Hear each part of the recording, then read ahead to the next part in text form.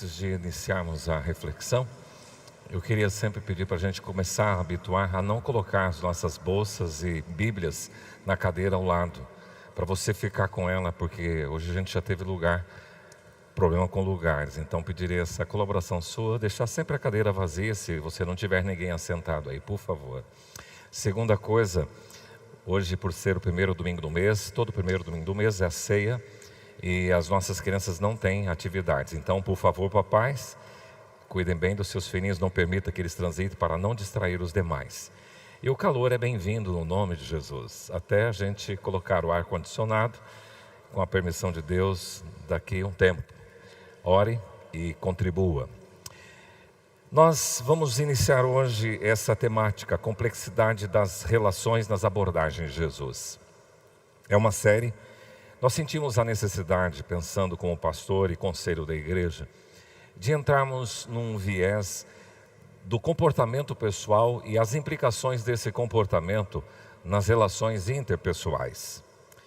Quando a gente fala de comportamento, nós estamos dizendo de nossas crenças, nós estamos dizendo de palavras, de posições, de reações, de postura e de procedimentos na sociedade, seja na sua casa, na sua família, seja no ambiente de trabalho, na sua vizinhança, no seu condomínio, seja na sociedade de forma geral.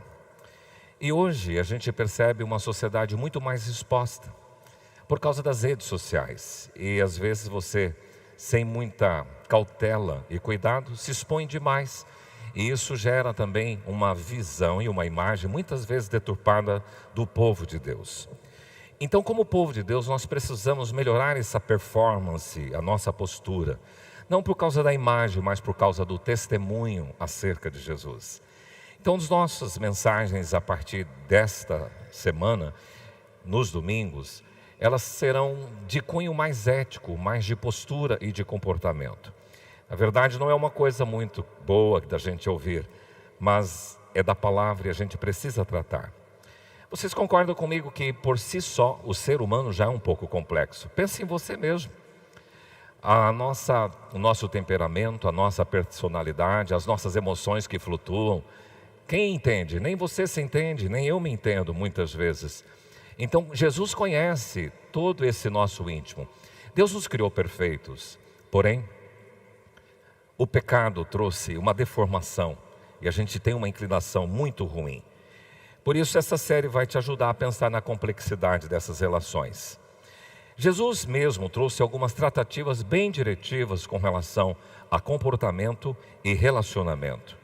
E através das abordagens de Jesus, que nós vamos nos ater somente às abordagens de Jesus, vocês vão perceber que ele vai requerer um comportamento bem diferenciado do seu povo. Por exemplo, Jesus abordou sobre a incoerência. Aquele comportamento que aparentemente não condiz com de fato o que a pessoa é. Isso é incoerência. Por exemplo, hoje nós vamos tratar sobre isso, quando Jesus chega para os seus discípulos e ouvintes, deixa a sua oferta no altar, vai, trata com seu irmão, depois vem e oferece o culto. Então ele está dizendo, é incoerente uma pessoa vir para o culto e ter pendências, relacionamento e pendências e compromissos aí com adversários e com pendências econômicas e financeiras e querer que Deus aceite o culto. Ele fala, isso é incoerente. Jesus também vai tratar de como você deve reagir diante das provocações. Quando alguém te ferir a face direita, como você tem que reagir? Se alguém pedir para você caminhar, no texto bíblico diz 1 milha, caminhe em 2, se ele te pedir a túnica, a capa dele também a túnica. Então como Jesus ensina a mim a você se comportar? Outra coisa que Jesus trata é os julgamentos. Ele diz assim, não julgueis para que vocês não sejam julgados. E hoje nós temos posicionamentos e as pessoas usam as redes sociais porque talvez se fosse falar por si só as pessoas não iam ouvir aí fora. Ninguém ouve você, mas na rede social você acha que tem o direito de falar o que pensa e de contar tudo o que você imagina. E Jesus adverte, cuidado com essa exposição e cuidado com julgamentos.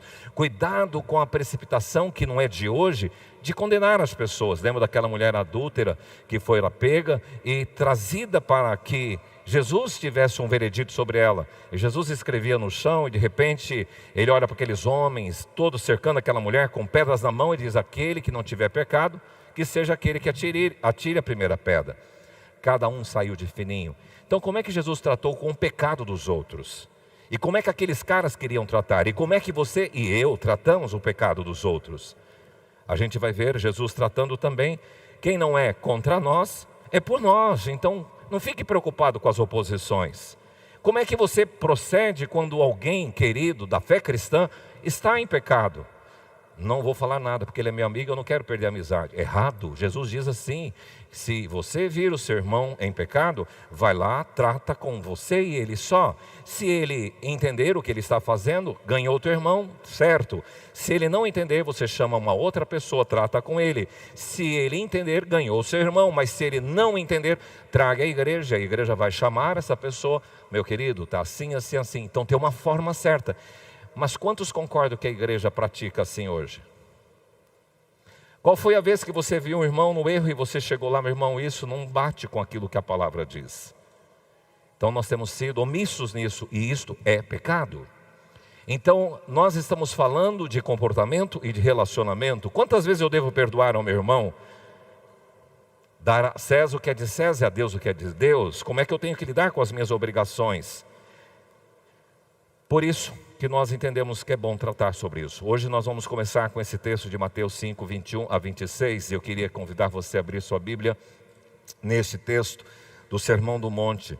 E o texto bíblico diz assim: ouviste o que foi dito aos antigos? Não matarás, e quem matar está sujeito a julgamento. Eu, porém, vos digo que todo aquele que, sem motivo, se irá contra seu irmão, estará sujeito a julgamento. E quem proferir um insulto, perceba aqui, um insulto a seu irmão, estará sujeito a julgamento do tribunal. E quem lhe chamar tolo, estará sujeito ao inferno de fogo.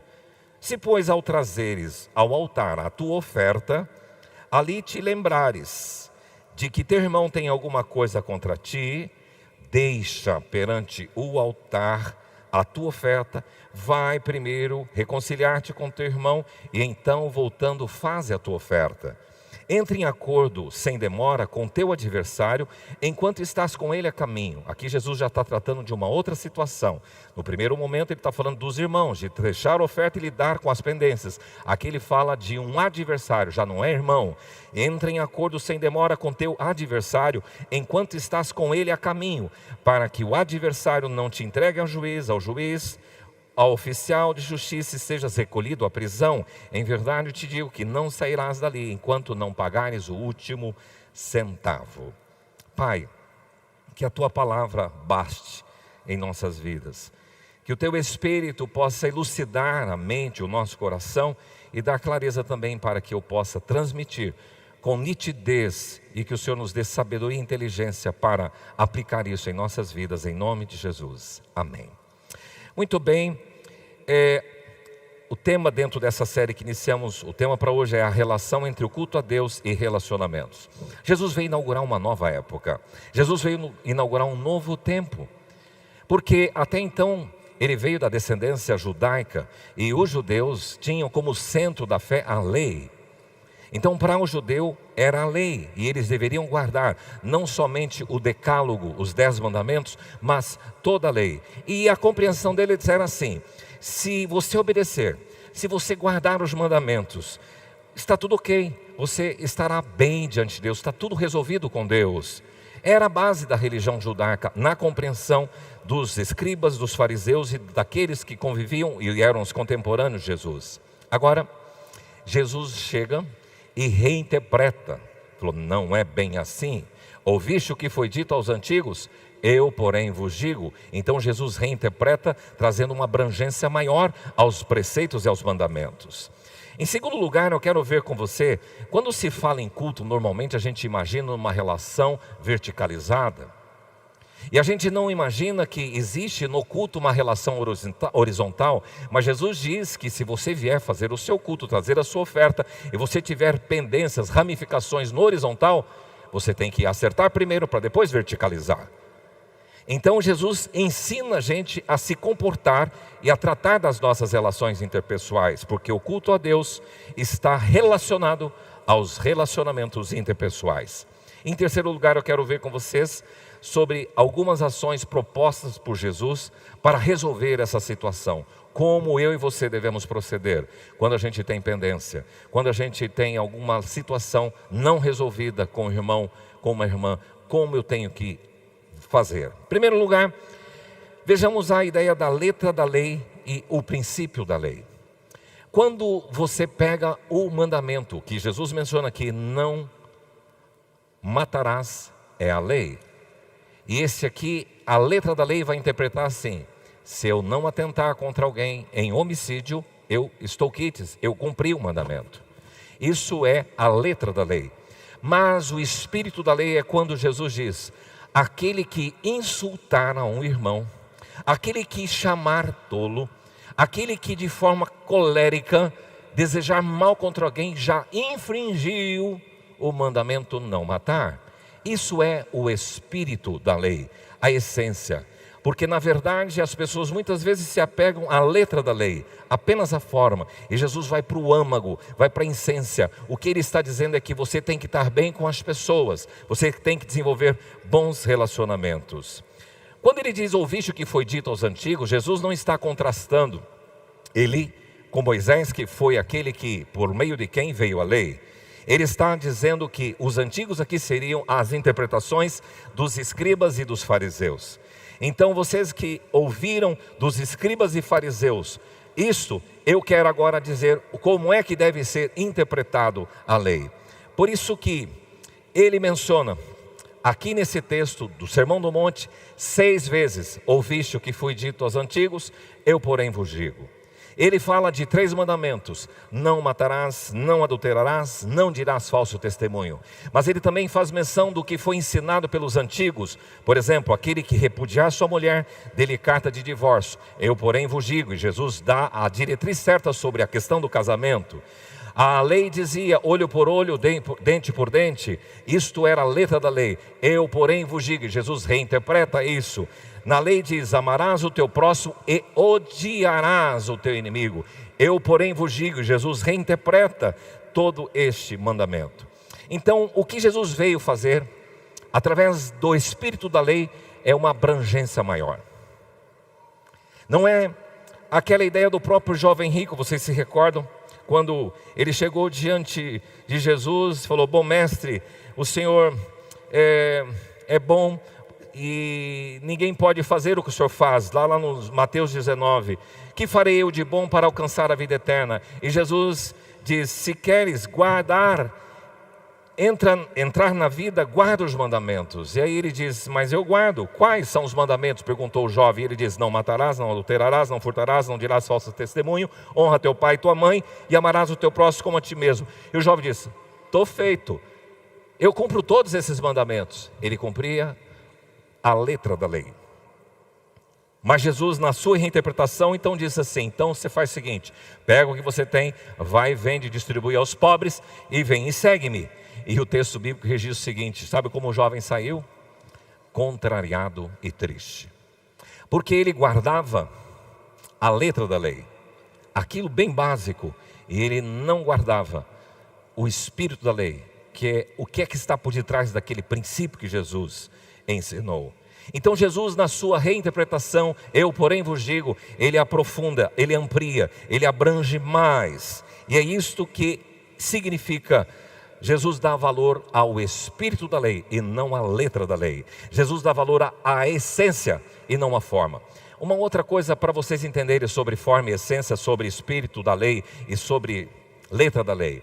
Quando a gente fala de adorar a Deus, vocês entendem que é forma ou essência? Adorar a Deus, para você, é forma ou essência? Essência, ok. Adorar a Deus com hinos, forma ou essência? Adorar a Deus com corinhos antigos, mãos erguidas. O que nós precisamos guardar? A forma ou a essência? A essência. E é importante que você grave isso. Então Jesus quer mostrar que a essência é mais importante do que a forma. Então, com esta interpretação abrangente dele, a sua exposição e a minha exposição aumentou. O risco de pecado aumentou. Por exemplo, então se você insultar alguém, você está cometendo um homicídio, está infringindo o mandamento não matar. Se você agir, aquele homem precisa morrer, você está infringindo o mandamento. É isso que Jesus está interpretando. Quem sobra? E é isso que Jesus quer fazer. Agora, em segundo lugar, se existe uma relação entre o culto a Deus e relacionamento, o culto a Deus ele pode ser interrompido por um relacionamento trincado. Aqui a gente vai ver que, se no Velho Testamento a lei era o centro, eles tinham um sistema de sacrifícios. Se você quiser, quem está lendo a Bíblia no ano, deve estar passando por Levítico.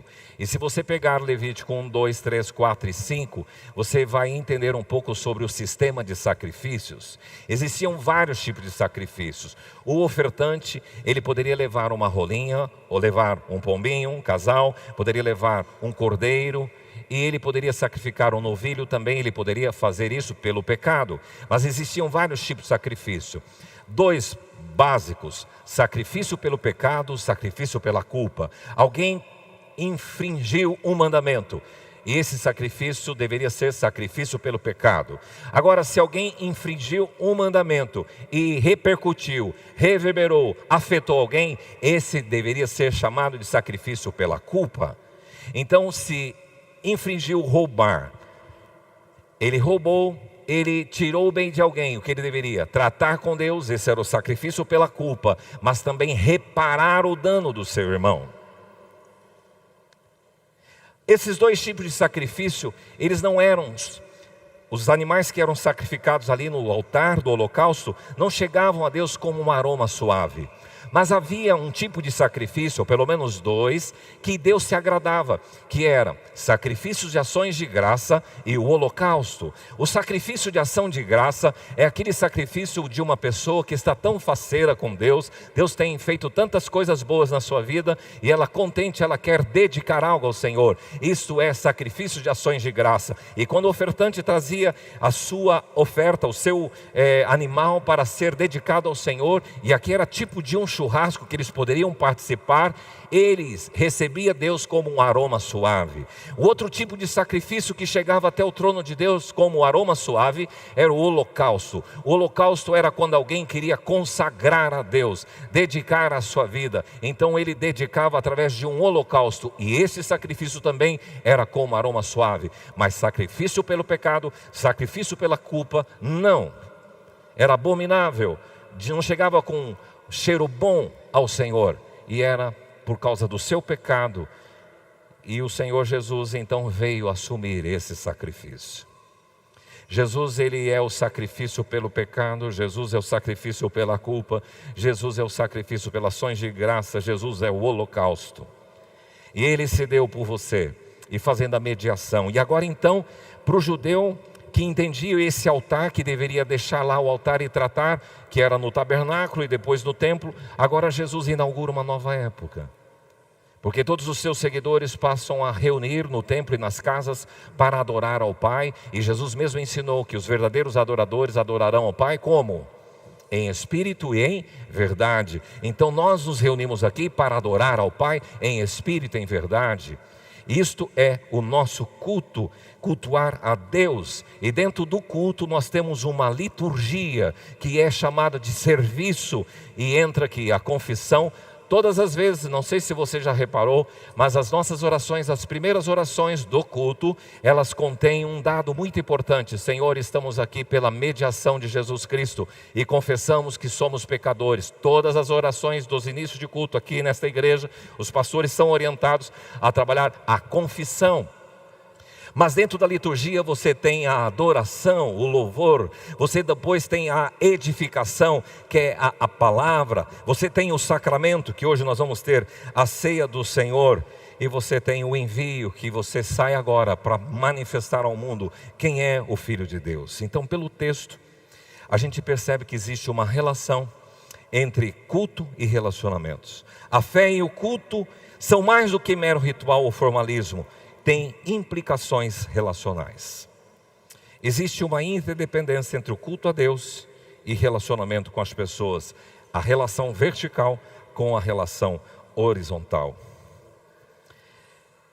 O posicionamento trincado, ou relacionamento trincado, irmãos, é por causa de algumas situações embaraçosas que você tenha falhado. E aqui Jesus, em sua reinterpretação, ele faz duas coisas. Ele amplia a infração e amplia a pena. Amplia a infração porque agora não é só o homicídio tirar a vida de alguém, mas o insulto,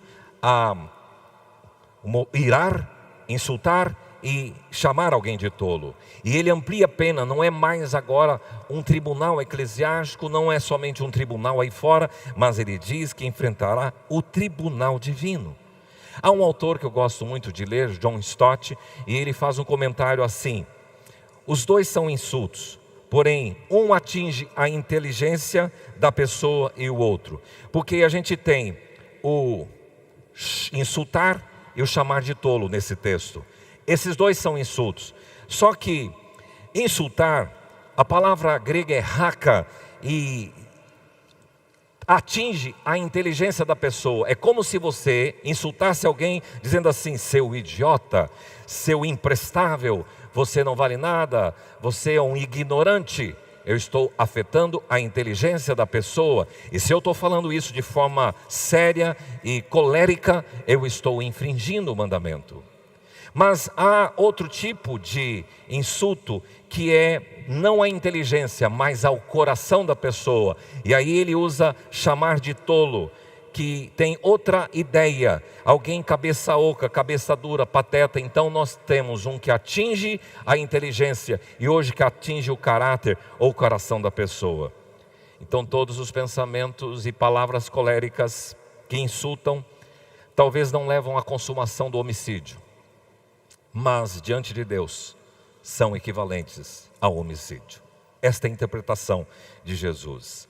A ira e o insulto são maus sintomas do desejo de acabar com uma pessoa. Quando você insulta, quando você provoca, você quer ver aquela pessoa morta, quero ver aquela pessoa enterrada. Você já ouviu essas expressões? Por quê? É a infração deste homicídio. O outro autor, que é John Calvino, o pai do presbiterianismo, ele fala das aplicações assim: os deveres do amor fraterno são mais valorizados do que a adoração a Deus. Então Jesus está dizendo, os relacionamentos e os seus deveres nos relacionamentos são mais importantes do que a adoração. É isso que é a interpretação de Calvino. Ele diz que o culto teu e meu podem se tornar falsos e vazios quando feito por aqueles que agiram injustamente com seus irmãos ou trataram com um altivo desdém qualquer pessoa. Então se eu, antes de vir para o culto, pintei o caneco lá, briguei com um monte de gente, agora chegamos na casa de Deus, silêncio, lugar de reverência e de adoração, e eu vou oferecer o meu culto a Deus. Isso é hipocrisia. É isto que Jesus está dizendo e combatendo. E Calvino diz assim, que Deus não recebe ou reconhece como seus filhos aqueles que não se mostrem irmãos. Então há uma preocupação com esse horizonte. Vocês sabiam, mulheres, que em 1 de Pedro 3,7, lá tem uma recomendação para os maridos que diz o seguinte: maridos, vivei a vida comum do lar, com discernimento, e tendo consideração com a vossa mulher, como parte mais frágil, tratai-a com dignidade, porque sois juntamente herdeiros da mesma graça de vida, para que não interrompam as vossas orações. O que quer dizer? Se o seu relacionamento conjugal você trata muito ruim a seu cônjuge e você depois chega na igreja e quer que o seu culto seja aceito, aqui diz que as suas orações serão interrompidas. Hoje eu fui provado que eu preguei de manhã e eu tinha um compromisso em Nova Alvorada na hora do almoço e tinha marcado com a minha esposa para sair 10h30, que eu tinha que acabar aqui e nem participei da ceia. E essa mulher demora. Quando ela chegou, falei, não fala comigo, deixa eu quieto, para que Deus não me interrompa as orações. Veja como são as coisas, e nós precisamos lidar com muito cuidado, porque a nossa relação com Deus está diretamente, proporcionalmente ligada com a nossa relação com as pessoas. Em terceiro e último lugar, a importância de adotar ações imediatas. Falando em ações, Glória Maria era uma mulher de ação. Ela ocultou um pouco a sua idade, mas morreu com 73 anos. Mais interessante, assisti um pouco uma reportagem sobre ela e todos a admiravam pela sua vontade de aventura, topava tudo. E é interessante pessoas assim, porque no cristianismo Deus trata muito bem as pessoas para elas serem ativas e não passivas. Aqui a gente percebe Jesus apresentando duas ilustrações. Ele apresenta da pessoa que vai para o templo para oferecer os sacrifícios e apresenta da pessoa que vai ao tribunal para responder acusações. E o primeiro tem uma pendência contra uma pessoa. E ele lembra lá na hora do culto, ele tem que voltar e tratar. O outro, ele tinha uma dívida e o credor quer levá-lo ao tribunal. Então, como Jesus lida, qual a orientação que ele traz para os seus discípulos? Veja que Jesus, para o caso do irmão da igreja, que tem pendência, ele usa 6 verbos. E eu queria que você olhasse no texto. Primeiro, ele diz: se pois ao trazeres. Então repita comigo: trazer. Veja que a ideia é de conduzir-se em direção a alguém, de tratar ou lidar com alguém, trazer um presente. Quando a gente fala de culto, normalmente as pessoas também têm uma ideia de vir à casa de Deus não para trazer, mas para receber. E Jesus diz que o culto é para trazer. Claro que Deus é tão bondoso que quando você traz, você também recebe. Mas entenda que o seu culto, você está trazendo para Deus a sua adoração, o seu culto. Então ele diz que uma pessoa normal, um servo de Deus sempre vem trazer o seu culto, vem trazer a sua oferta. Mas o segundo verbo está aí no versículo 23, e ali te lembrares. O segundo verbo é lembrar, repita comigo: lembrar. O culto a Deus é algo racional, e a ideia aqui tem a ver com mnemônico, algo de memória. Esta é a expressão no radical grego. O culto é um lugar de reflexão, de contemplação, de autoanálise. O culto a Deus é um momento de meditação. Nós participamos da ceia em memória. Então o culto é um lugar que vai despertar a sua memória. E o salmista, e o Jesus diz: e você está lá no culto, você trouxe a sua oferta e lembrou. E foi trazida a sua memória que tem uma pendência que você não resolveu com o seu irmão. E nisso o Espírito Santo coopera, porque o Espírito Santo nos ajuda a lembrar e nos ajuda a revisar atitudes e a inquietar o nosso coração. É tão bom quando o Espírito Santo se lembra que você fez essa semana com aquela pessoa, isso não está certo, você tem que tratar esta pendência. Trazer, lembrar, e agora é deixar. Deixa a oferta ali. Você lembrou da sua pendência? Deixa ali naquele lugar, interrompe o seu culto e vai. E volta para aquele lugar. E reconcilia com seu irmão. Então é deixar, e a quarta palavra é reconciliar. Vai lá e trata com seu irmão aquela pendência. E depois você volta de novo, quinta palavra, triplo verbo, e oferece, e continua oferecendo o seu culto ao Senhor. Jesus falara isso para a igreja de Éfeso. Ele disse assim: lembra-te, pois, de onde você caiu, arrepende-te e volta. Ele sempre dá chance. Se você falhou, ele não quer dizer: não vou aceitar o seu culto, nunca mais. Ele está dizendo: não é devido você oferecer um culto a Deus com pendência de relacionamento. Resolve lá e depois venha e ofereça. O filho pródigo, ele lembrou como era na casa do pai.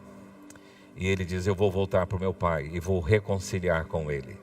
E ele voltou a ser um filho incluído na casa do pai. Por isso, meu querido, é importante essas atitudes como irmão em Cristo. Mas o segundo caso aqui, e a gente fecha com ele, são as ações imediatas com relação ao adversário. Aqui é uma dívida que você tem. Deixa eu entrar um pouquinho nesta dimensão, que é uma dimensão meio emblemática para muita gente. Aqui tem 3 coisas importantes de você saber. Primeiro, na gestão financeira, gestão econômica, pessoal, viva com contentamento e viva com o que você ganha, com aquilo que você possui. Meu avô tinha um ditado que ele dizia o seguinte: trabalhe hoje para comer amanhã e não coma hoje para pagar amanhã. Ele tinha feito o curso Crown. Dentro da vida dele, ele aprendeu a viver dentro da sua economia. Ele gasta com aquilo que ele tem. Ele dá um passo maior que a perna. Ele não tinha um monte de cartão de crédito para pagar, um monte de empréstimos consignados. E é fácil adquirir crédito hoje. Mas tem gente que recebe o seu salário e tem um monte de crédito que ele pegou, que são dívidas consignadas e já debita, e o salário vem pouquinho. Isso é falta de gestão. Por isso estão os nossos cursos aí que vão ensinar. A Bíblia tem mais de 2.300 versículos sobre finanças. Segunda dica: quando tiver pendência financeira, quais são os caminhos? Primeiro, adeque a sua vida à realidade da sua situação econômica. Porque é comum as pessoas estarem com problemas financeiros, mas não diminui o padrão de vida.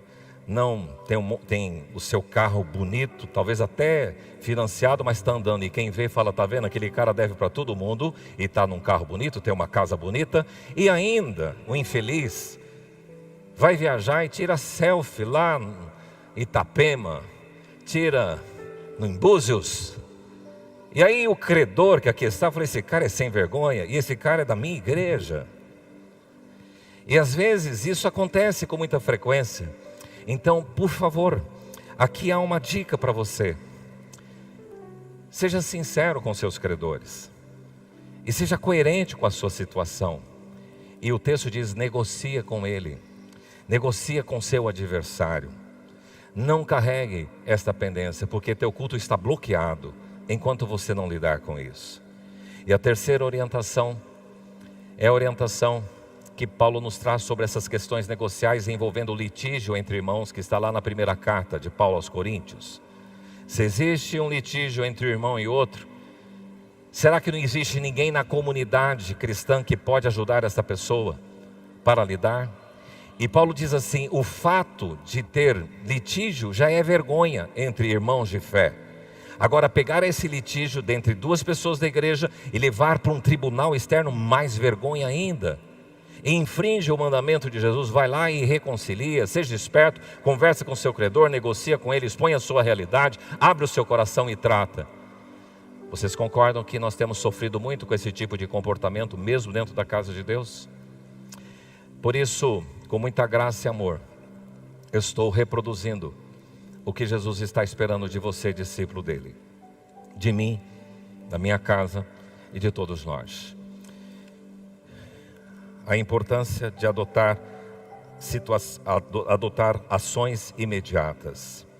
Eu sei que é complexo o relacionamento, e você também é complexo, mas eu creio que você pode lidar isso, sabendo que há uma relação entre culto a Deus e relacionamentos. Quero pedir que você se coloque em pé. Eu quero orar. Talvez você vai chegar na sua cama hoje, não vai ser um fariseu nem um escriba dizendo, eu não pequei, porque eu não adulterei, eu não matei, eu não roubei, eu sou um santo. Eu estou dizendo para você que é mais abrangente do que isso. E todas as vezes que você vir à casa de Deus para adorar, não venha com pendências com pessoas. Não venha com pendências com irmãos e com adversários. Trate, deixa no altar, trate, reconcilia e depois vem, continua o teu culto e a tua adoração. E saiba sempre que é possível adotar ações. O texto diz rápidas. Não demore com isso. Tem gente carregando pendências de anos. E você é desafiado a trabalhar isso com muita celeridade. Vamos orar. Pai, aqui está o teu povo. Aqui é a tua casa. É um lugar, é uma escola dos discípulos do Senhor Jesus. Que esses princípios aqui estabelecidos pelo próprio Senhor Jesus sejam assimilados por cada um de nós, para que a gente possa ter uma comunidade de gente que obedece, de gente obediente, que trilha as tuas veredas e que dá bom testemunho aí fora na cidade. Que ninguém venha apontar o dedo contra os teus filhos dizendo, ó, esse é um caloteiro, esse não pagou a mensalidade lá da escola e está aí andando de carro. Deus nos livra desse mau testemunho. Nos ajude a sermos filhos fiéis, irrepreensíveis, numa geração que vive no pecado e nas trevas. É a nossa oração, em nome de Jesus. Amém e amém. Você pode se sentar.